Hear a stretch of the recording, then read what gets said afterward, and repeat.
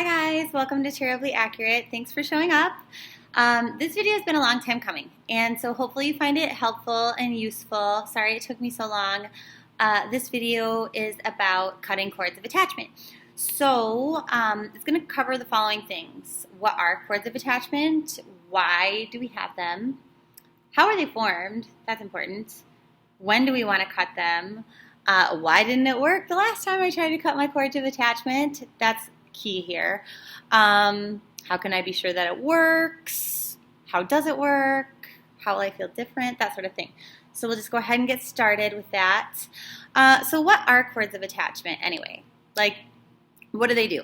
Well, cords of attachment are kind of like an energy bond between two people or a person and a circumstance or a time in their life, something like that. So sometimes it's the reason why you can't move on, you can't move forward in your life, why you can't stop thinking about someone, why you can't just move on, why you feel like you can't be happy, why you have no energy, you're just being drained, because it's all getting sucked into that cord and then you just can't, move forward, that sort of a thing. So we often have cords of attachment, and that's the reason why we feel frustrated or stuck. Why we're using the law of attraction and things just aren't coming to us as quickly as we want them to, okay? So when do we want to cut cords? Well, first of all, when you're in an unhealthy relationship, when you're in a relationship that is codependent, when you are in an abusive relationship, but sometimes, like I said, just with that blockage where we can't move forward. So this is kind of like in tarot, I pulled out a card to help explain this, is the death card. With this card, we often talk about something has to die for something new to be reborn ahead of it, right? You have to completely close one door before you can step through this new, brighter door. All this sunshine, all this yellow, right? So it's that sort of a thing. So once we can cut these cords of attachment, we can move forward and create hopefully we won't create new cords, because oftentimes cords have some negative-ish in them. But if we do, that they're healthy, that they're vibrant, that they're full of love and light, okay? Now, since I do mention this, cords of attachment will have oftentimes negative-ish in it. Those kind of frustrating feelings, patterns, really bad patterns. When you see yourself in cycles, maybe you got out of a relationship that was crap, but you have the same issues in the next relationship with a different person. Maybe because you have a cord tied to that sort of circumstance or lesson, time in your life. So, yeah, we want to just get rid of them. Move on, right? Learn that lesson, say goodbye.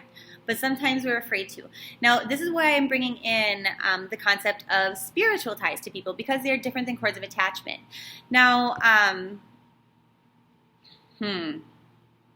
should be looking at my notes. I wrote notes so I wouldn't forget things. Okay, let me see. Where was I here?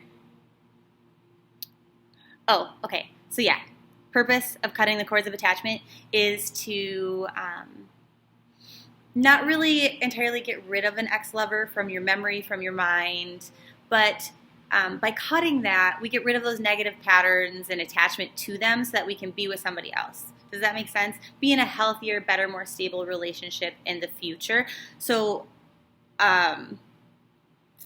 what I wanted to say then, is those spiritual ties are different.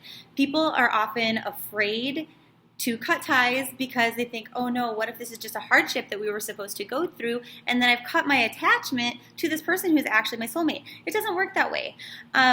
Spiritual ties, people that are meant to be in our lives, you cannot cut those. You cannot sever them. It is meant to be. But you can get rid of the negative-ish that you're going through with that person. You can get rid of that negative attachment that you have to them, okay? So hopefully that'll make that clearer for you and kind of release those fears. Because that's the issue here. A lot of people have tried to cut their cords of attachment and it didn't work. They say, you know what, I've done that so many fucking times and it doesn't work.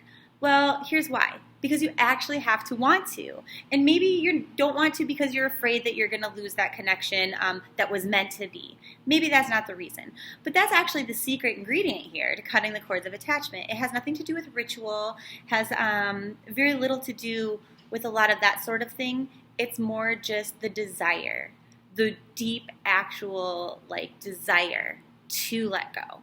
it's hard to let go of things that we cared about, that we poured our energy into. But when it's sucking our energy continually and it's already done, it's the better choice, right? So we're going to be releasing the negative stuff within that cord, okay? So don't let that be what is holding you back, because almost always when it doesn't work, this is why, okay? Because of a fear to actually release it, because you don't actually, in your heart, more than anything, want to cut the cord, okay? Now, another thing with that, is people say, well, I tried this and I really wanted to and it just didn't work.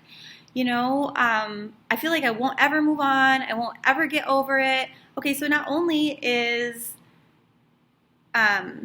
maybe not actually wanting to and understanding that part of the problem, but then it's the law of attraction here. So when you think thoughts like that, when you say things like that, you're putting that out into the universe. Every thought that you think, everything that you say goes out there, and you're drawing more of that into your life. You're attracting it, right? That's the law of attraction. So you have to reframe even the way that you think. You also need to just believe that it is going to work. You have to say, okay, I am ready. I want to cut these cords, and it will work for me. I will let go of these negative patterns. I'll be cognizant when new ones are starting to form that seem unhealthy, and I will cut those immediately. Okay, that's how that works. So that's the hardest part. So now that we've gotten that out of the way, I'll let you know how it'll make you feel different.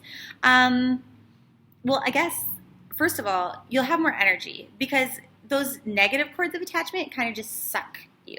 They're not filled with as much love and light as they should be to kind of energize you and make you feel optimistic and happy. So once you release those negative thought patterns and that like succubus of energy, you will feel lighter, you'll have more energy, you'll feel happier, a little bit more optimistic too, okay? So I wanted to say, now I'm going to do this with you. I'm going to release my own cords of attachment. Everybody has them. They form all the time. But I just wanted to put this out there. When I said before, hey, you don't need all those rituals, do this however you like. I'm not saying that the way that other people do it is incorrect. There's lots of ways to do it. You can do it however you want.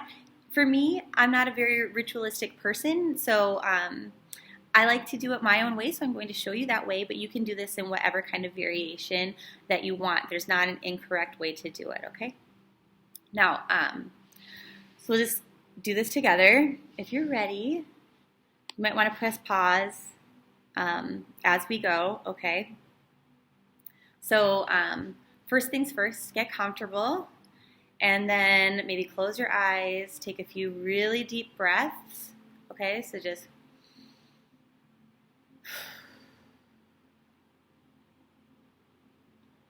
I like to do 3 as a minimum, okay? But take as many deep breaths as you feel like you need.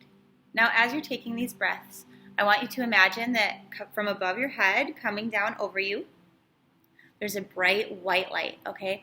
Now, as you take those deep breaths in, imagine them coming down through your body. If they feel kind of stuck in one place, kind of just let it, push through. Just keep taking these deep breaths until they go all the way through your toes, okay?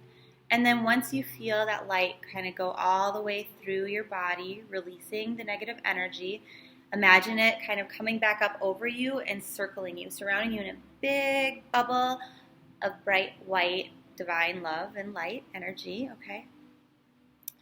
Now, it doesn't have to be white. I use white because it's the color of divine light and love, right? But you can use that color. You can use whatever color you like. You can use one of the color cards from Facebook. I think pink is a good one because it's let love in. So you can first use the white to release and lighten everything up, and then maybe do like a pink shooting through your body, a nice soft pink. You could use red for healing. You could use sapphire to regenerate and get rid of blockages, cut that stuff loose. You can use whatever color you want. All colors are healing, even black. Okay. But now that you're nice and calm and you have that light going through your body, you might feel lightheaded. You might feel tingly. You might feel lightheaded and tingly. You might not feel anything at all. This is completely normal, okay? It's going to be different for everybody. So now, in your head or out loud, it's actually just this simple. You just ask the angels. So you can say, hey, angels, please cut the cords of attachment that I have that are preventing me from moving forward into better, healthier, more loving circumstances and or relationships.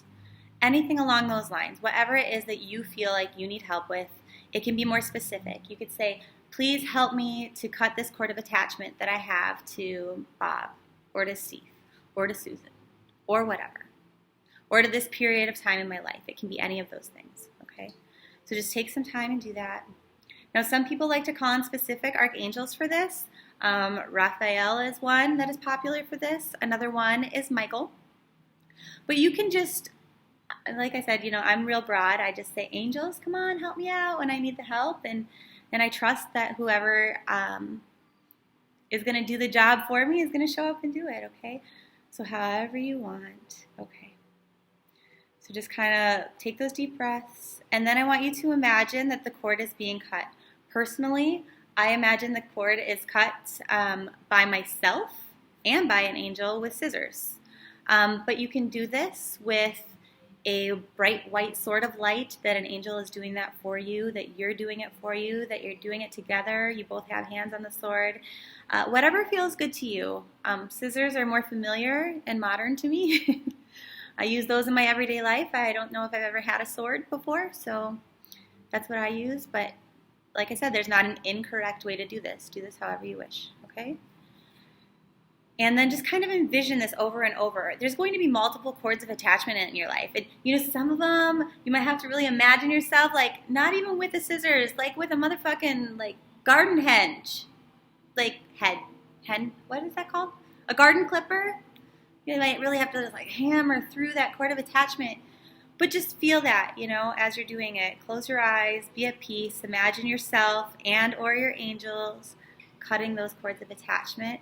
Take some deep breaths, say thank you for helping me to do this. And you can envision this over and over throughout your day, every day, just one day, but whenever you have a moment. So good luck releasing and healing, and love and light. Love you all. Mwah. Hope it helped.